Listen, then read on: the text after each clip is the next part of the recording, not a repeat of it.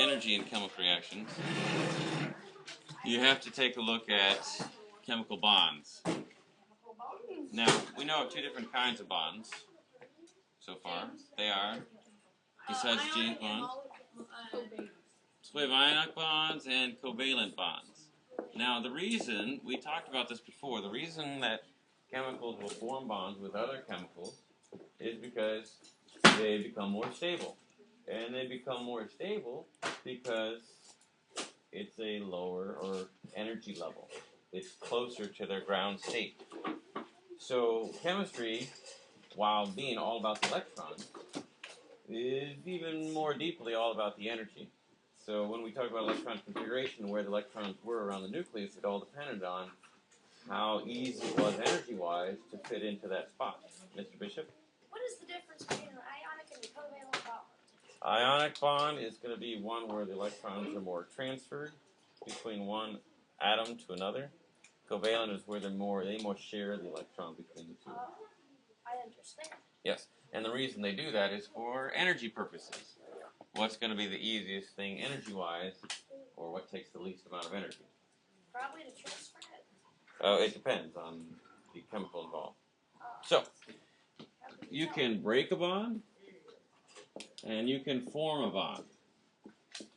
And when you're breaking bonds, does this take energy, or does it give you energy? Yes? Okay, it actually takes energy. In order to break a bond, you need to give it energy. When you form a bond, it releases energy. Okay? And so, you're forming a bond, you're creating a compound, so you're forming a more stable state. So that's why it is more stable, because it's releasing energy. When you break bonds, it actually takes in energy. So you take something like this. You have a match, right? And it's fairly stable, but you know it will ignite. In order to ignite it, you have to give it energy.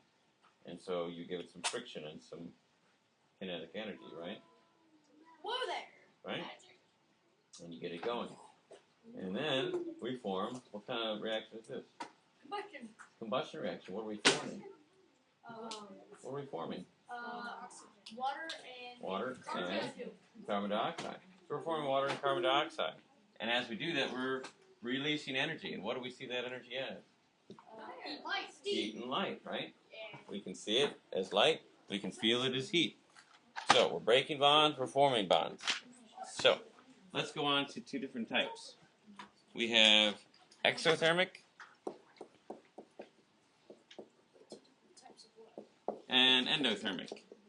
So exo means outer, and endo is within, and therm is temperature. So here we have energy on this side and energy on this side. So for exothermic, we're giving off energy. So you start out here and you end up down here. The difference between those is going to be the energy that's actually given off. On the other hand, with an endothermic, you start down here and you end up here. The difference there being the energy that is taken in. Right? Now the rest of it looks a little funny because in order to get a reaction started, you need to have a little bit of energy here, which is called activation energy. So a lot of times reactions are not spontaneous and they need a little something to get going. So like with our match, we need a little bit of friction to give it that energy.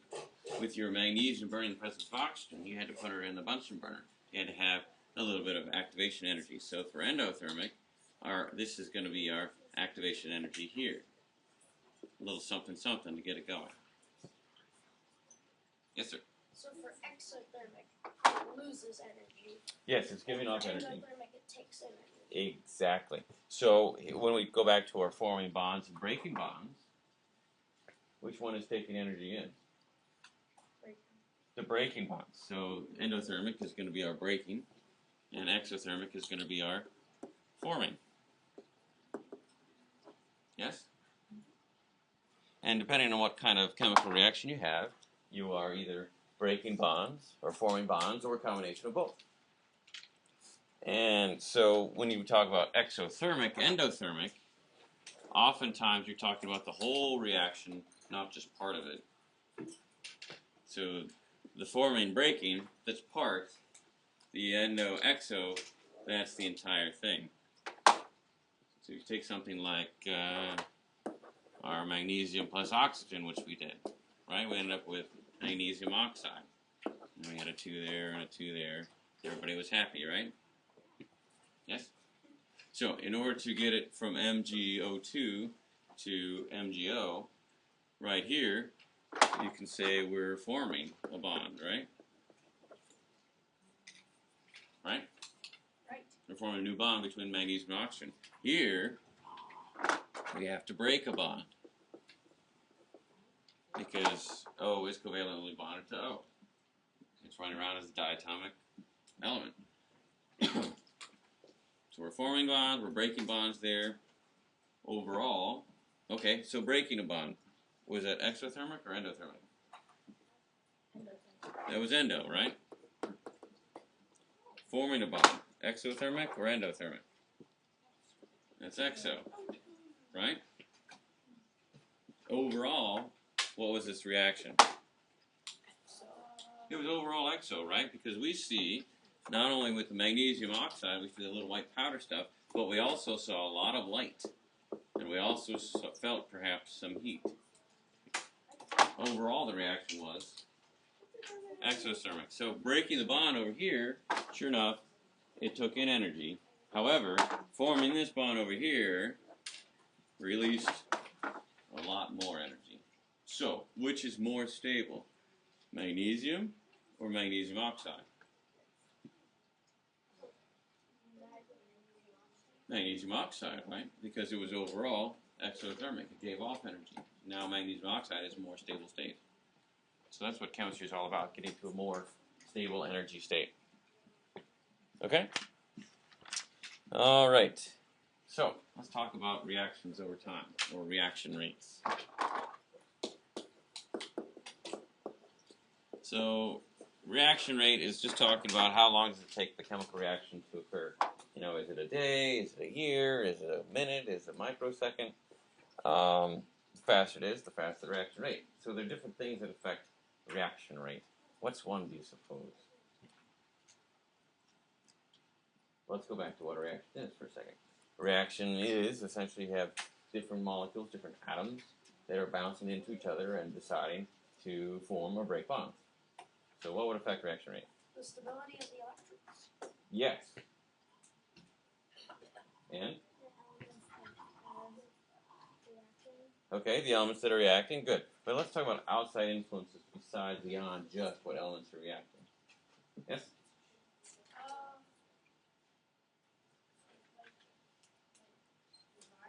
Environment, yes. So what's an environmental factor? Garricky? Temperature, exactly. So when we think about temperature, we know that temperature is just simply the average kinetic energy of that substance. So if our substances are chemicals and atoms and elements, then the average kinetic energy makes a difference. Because here we have two different atoms coming together, but let's say that the average kinetic energy of that substance is greater. So those particles are moving more rapidly. So they're going to react faster or slower? Faster, because they're going to be bumping into each other more often, right? So as temperature increases, you're going to find that the reaction rate increases because the average kinetic energy is increasing. They're going to bounce into each other more often. All right? That's pretty straightforward. Well, if bumping into each other makes a difference, then let's talk about surface area. What if you increase the surface area? What would that do to the reaction rate? Would they be able to bump into each other more or less? Less. More. It's more. Okay? So reaction rate was going to go up. So if you only give them one or two spots to bump into each other to react, then it's not going to react too often. However, let's say you increase the surface area, give them a lot more spots so they can react. You're going to increase the reaction rate. So that's how Mentos and Diet Coke work. Because Mentos, if you go down to a microscopic level, has little teeny tiny pits all over that shell. And it has a lot of different places for that carbon dioxide to come out of solution. And so you drop some Mentos in your Diet Coke, and carbon dioxide comes out, and whoosh, you have this lovely geyser. And that's a pretty good one, isn't it? So surface area makes a difference. The greater the surface area, the greater the reaction rate. Same way. So what happens if you're making Kool-Aid, and you take this sugar cube, this cup-sized sugar cube, and you drop it in your Kool-Aid? Is that going to take more or less time to make the Kool-Aid than if you took granulated sugar? It's going to take more time, right? It's this lump of sugar. Well, you got to stir it and break it up, and surface area makes a difference. If it's already broken up and has greater surface area, it's going to take a lot less time. So reaction rate goes up. All right, let's try another one. So stirring, and I think we just call that one with our Kool-Aid. If you stir it up, then sure enough, that's going to get those particles bouncing into each other more often. That makes sense. What about concentration? And this isn't about Bishop looking very intently at something. Oh, This is it's more concentrated. Yes. I think it would speed up if it's more spread out. Right. Well, concentration is more of the substance. So if we're talking about in like density, mass per volume, we're talking more mass per volume. So more particles. So if you have more particles, you increase the number of particles of the stuff, then sure enough, reaction rate is going to go up as well. More particles, the better it is to react with, right? So let's say you take hydrochloric acid, that is 3 molar, and hydrochloric acid that is 6 molar. Well, 6 molar is twice as concentrated as 3 molar, right? So which one are you going to use to get a faster reaction? You can use the 6 molar. Yes, sir?